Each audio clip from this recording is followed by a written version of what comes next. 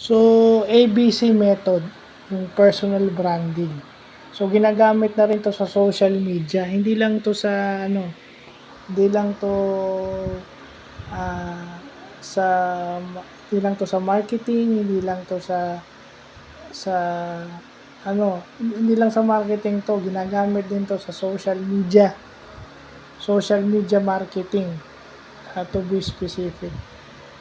Itong ABC method na to personal branding, yung authenticity, branding, and consistency. Kumbaga, ito yung pag ginamit mo yung ABC method, kung ano man ang ginagamit mo rito, dito ka kilala.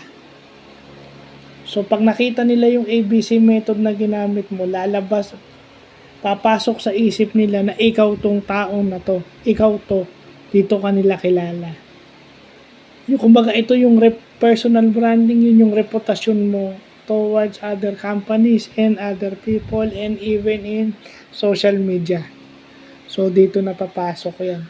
Personal branding. Kumbaga, kagaya ni di ba?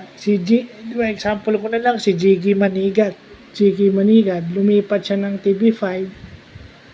So, ano yung personal branding niya nung umalis siya, nung nasa GMA7 siya, may personal branding na siya. So, ano yung nadala niya ano yung nadadala niya sa TV5 ngayon na lumipat na siya ng TV5?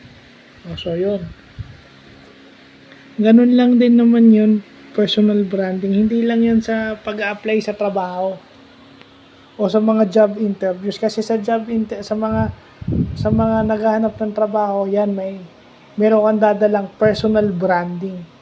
Iba-brand mo yung sarili mo as such using this ABC method. Yung authenticity, branding, and consistency. Authentic, yung brand mo, yung brand mo is authentic and consistent. Doon mo binabrand yung sarili mo. Yung ABC method. So, yun lang po.